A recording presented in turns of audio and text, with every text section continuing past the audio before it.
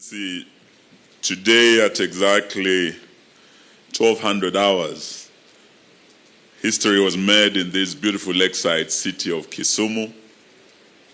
In 118 years, we were able to see the first ship built in Kenya floating on Lake Victoria.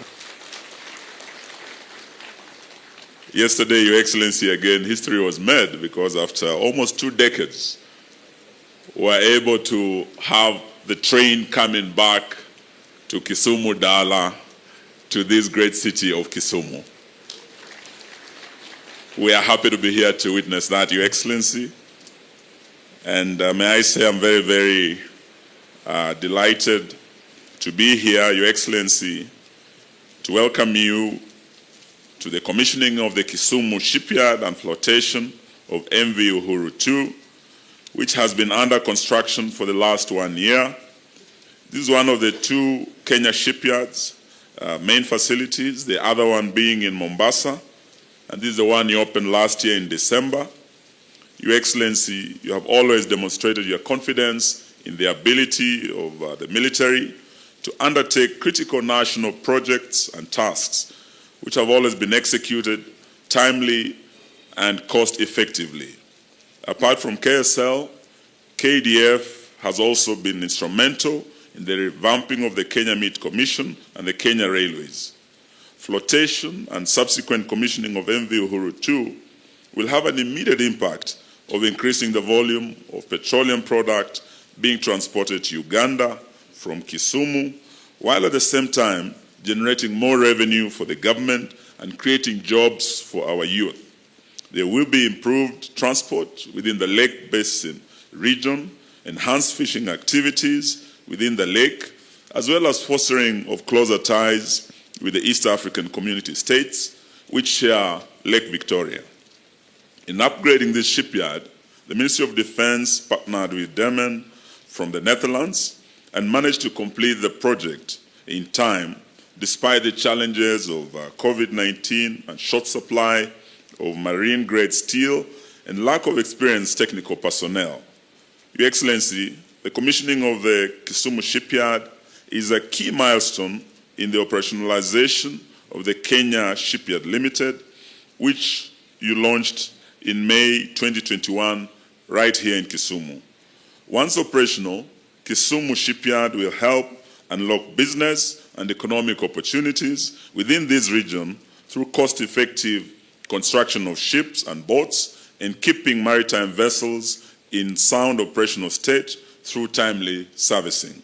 In addition, the maritime vessels owned by ministries, departments, and agencies, the facility will also be available to service vessels for private, local, and regional operators.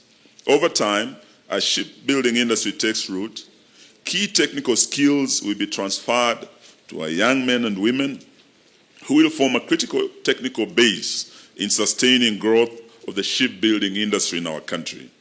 Your Excellency, in your wisdom, you issued Executive Order in August 2020 that obliged MDS to source their maritime requirements through KSL. This has assured KSL of an initial captive market for its products and fast-tracked the operationalization of KSL to start up government cooperation. Since January 2022, a multi-agency committee comprising of MDS within the maritime-related functions has successfully held 2 sector working groups spearheaded by KSL to develop a roadmap and give recommendations for implementation of the presidential directives on incentivization of the blue economy sector. It is noteworthy that the government of Kenya has anchored the blue economy in the country's economic pillar of Vision 2030 Development Blueprint, specifically to achieve the food security and manufacturing targets. This is evident in the creation of the Oceans and Blue Economy to coordinate Kenya's blue economy development and contribution towards the 2050 Africa's Integrated Maritime Strategy and Africa Blue Economy Strategy implementation.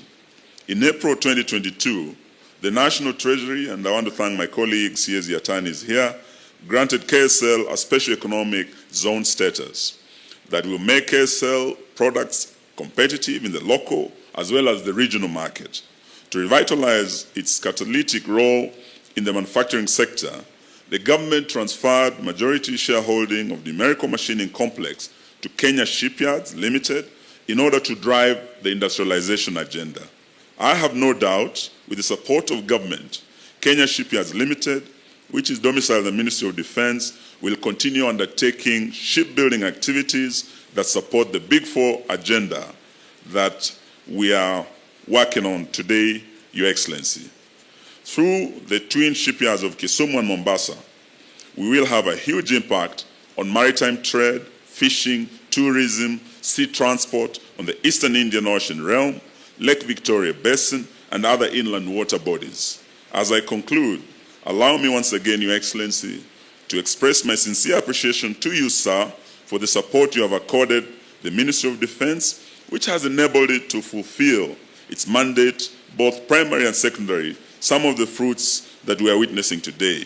Last but not least, I thank the county government of Kisumu, and I want to thank my good friend, Professor Anyang' Nyong'o, for being here today to host us, and recently hosting very successfully the Afri-Cities Conference. I thank you, Prof. And I also want to thank my brother, Governor of Paranya, who is the chair of the Lake Region Economic Bloc, and your team for being here to work with the national government.